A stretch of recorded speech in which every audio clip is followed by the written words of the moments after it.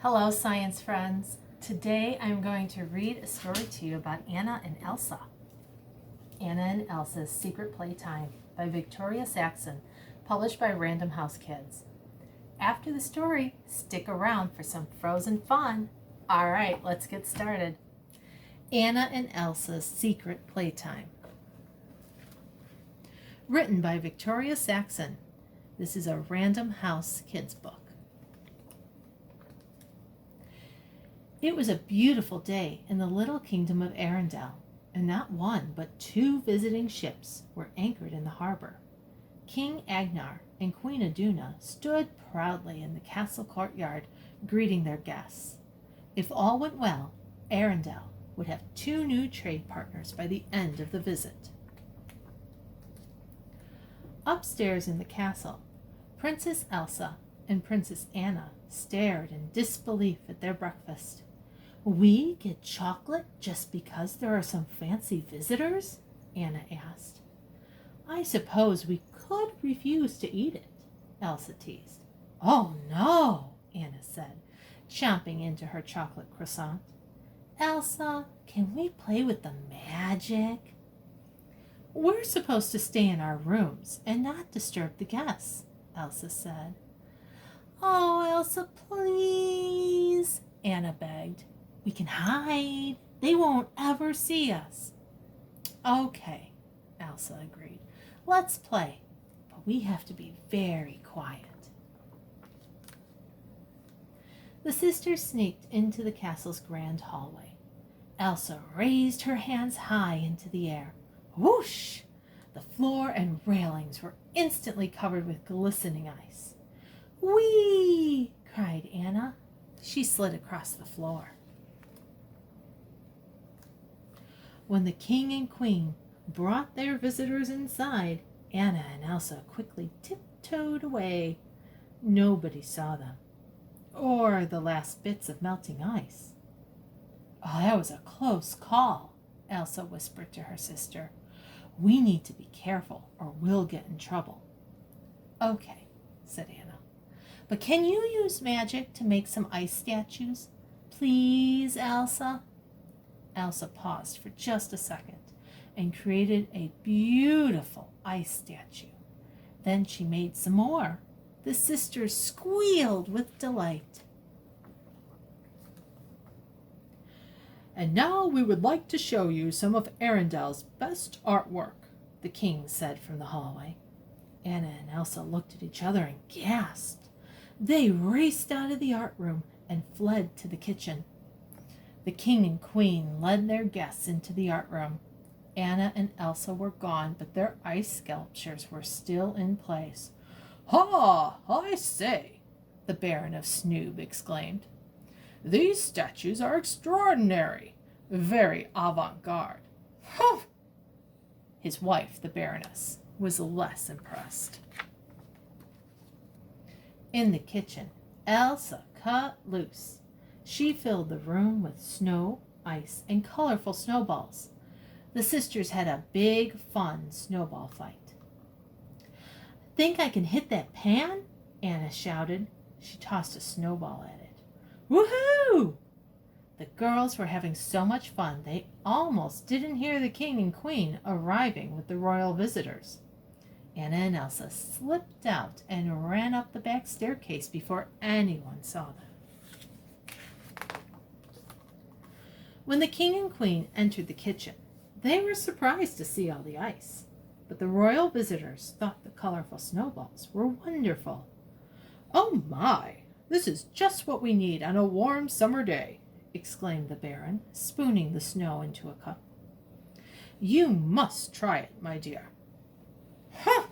The Baroness stared at the icy snack. "Ah, yes," the king chuckled. "Ice is Arendelle's #1 trade item." "Indeed, we harvest lots of ice from the lakes up in the mountains," the queen added. There was no stopping now. Anna and Elsa ran through the rest of the castle. In the ballroom, Elsa made snowy hills for the girls to slide on. Then they made beautiful snow angels. Suddenly, they heard the guests approaching the ballroom. "Uh-oh," Elsa cried. "We'd better stop." Neither wanted to get in trouble, so they raced to their rooms. "They almost saw us," Anna said, relieved. Meanwhile, down in the ballroom, the king and queen gasped when they saw the snowy hills and the whoof! The Baroness slipped and landed in a pile of snow. "Oh dear," the queen said. She and the king rushed to help their guest. "Snow angels!" the Baroness cried out, looking around. "I love snow angels! What a delightful surprise!" "I say," the Baron said with a chuckle, "the kingdom of Arendelle stops at nothing to please its visitors." Soon everyone was enjoying the snow and ice. The king and queen couldn't have been more delighted. After the visitors had gone to their rooms for the evening, the king and queen went to check on their daughters. Both girls appeared to be sleeping soundly in Elsa's bed. But as soon as the girls were alone, their eyes popped open. "Elsa, do you want to play?" Anna asked, sitting up. "Anna, we can't.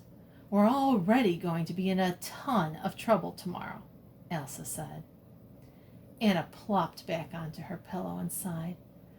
"Still, it was so worth it," the girls said together. The end. In one of our earlier episodes, we talked about what atoms are made of. In the center of this picture, you can see the tightly bound neutrons and protons. This center is called a nucleus. Around the nucleus, you can see electrons buzzing around.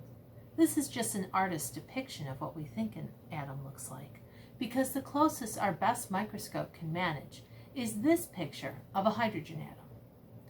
The electron is moving so fast around the nucleus that it appears to be just a blur. Have you ever seen a fan where the blades are moving so fast you just see a blur?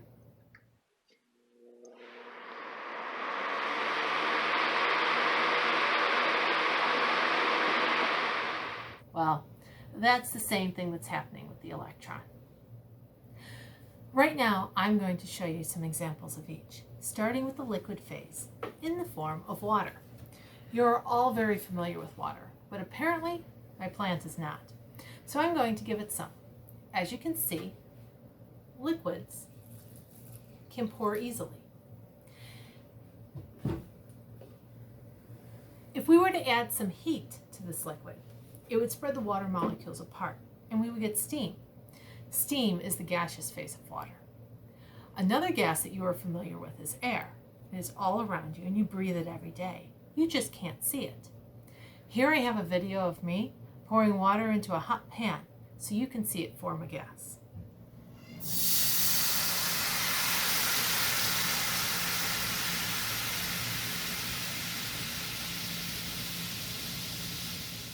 The molecules are very far apart. They have tons of energy, and they can bounce around a lot. The most energetic form of matter is plasma. Plasma is what happens when you superheat atoms and they form ions. The best example I can give you right now is this little plasma ball.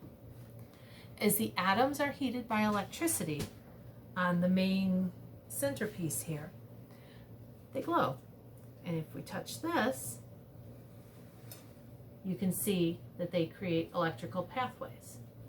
Well, another form of plasma is actually lightning, another electrical phenomenon that you know about, and also static electricity. So the next time, well, when it's winter, because right now it's hot and humid, but when it's winter and it's dry out and you crawl underneath your covers, put your head underneath your blankets and move them around and you can actually see sparks. That's static electricity, and that is a form of plasma. All right, now the solid state is what Elsa is concerned with. In the solid state, atoms have so little energy that they no longer want to bounce around like gas or flow like water. They want to create crystal structures. In Elsa's case, ice is formed. So the question is, how does this happen? In order for ice to form from water, a seed is needed. A seed is simply an impurity that ice can begin to form on. Think of it as a little resting place for the ice. Things that can act as a seed in water are minerals, or a small piece of dirt, or even the rough sides of a container. So, in the right conditions, water generally freezes at about 0 degrees Celsius or 32 degrees Fahrenheit.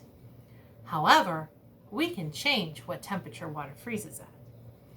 Adding salt to water will actually allow the saltwater mixture to get really cold as the solid salt dissolves in any available water. When the crystalline structure of the solids break down, energy is required to break bonds, and that energy comes from the environment. When the salt dissolves, the sodium and chlorine atoms get in between the water molecules to prevent them from forming a new lattice structure, even though the temperature drops. This process continues until either all the salt dissolves or all the ice melts, whichever comes first. This is why salt is used on sidewalks during the winter. Salt dissolves in any available water and forces the salt water to remain as a liquid and melts the ice so that you don't slip and fall. There's a lot more actually that is going on here with the chemistry and the physics involved in breaking bonds, but this is the nuts and the bolts of the situation. Depending on what type of salt you dissolve in the water, you can get the water to be as cold as -20 degrees Fahrenheit. So now, let's have a bit of fun and use this knowledge to freeze some water really fast here at my table. Okay, so I have my ice in the bucket, and I'm adding some salt. This is magnesium chloride. It is not the regular table salt that you're used to, but it is still a type of salt. So now, I'm going to mix this together. And I'm going to add a bit of water to this baggie. And I'm going to seal this up. You see my liquid in the bag? All right. I am going to actually stick this into, oh wow, that is really, really cold. Okay. I'm going to stick this in here.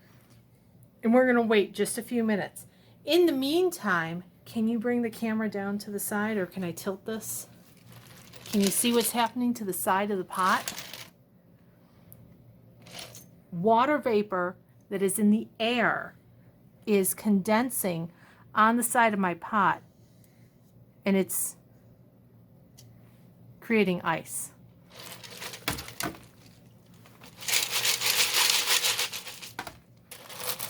Let's check it. There's some ice crystals in there already.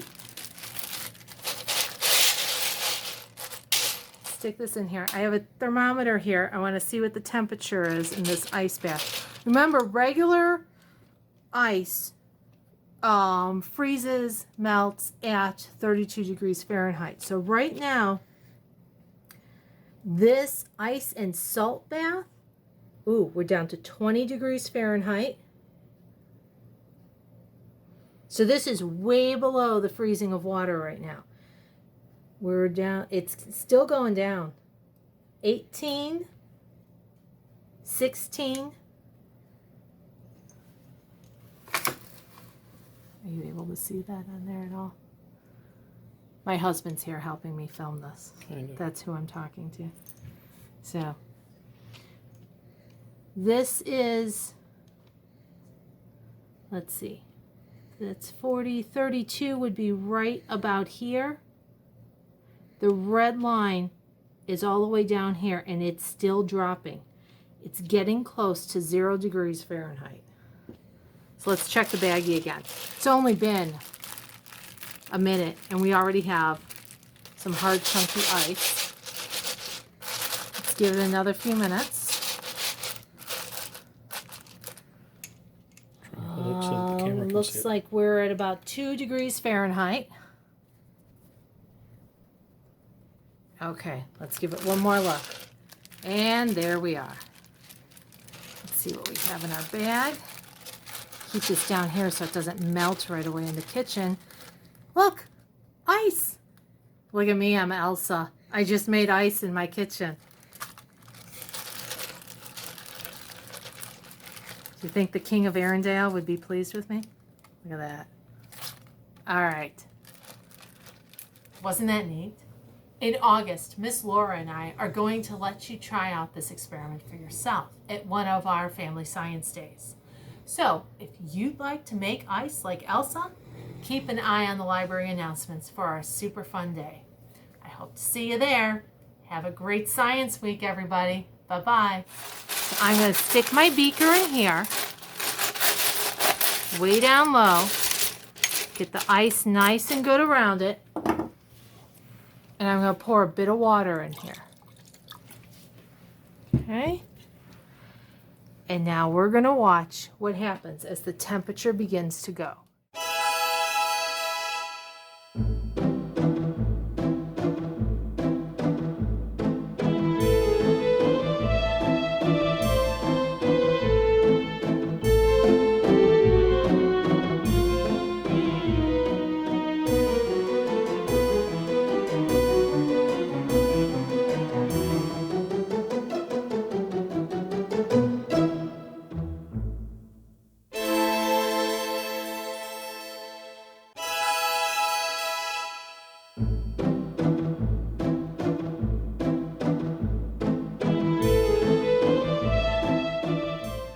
Okay, well, because we really know how to have fun in this house, we took the baggie out of here and replaced it with a beaker. And we put a little bit of water in the beaker so that we could actually film the freezing process. It only got down to about 20 degrees inside the beaker, which is still below freezing, but you can see all of this surface here is all exposed to the 74 degree house right now. So it took over an hour. So the video that you're going to see of it actually freezing, that's sped up. But there you go.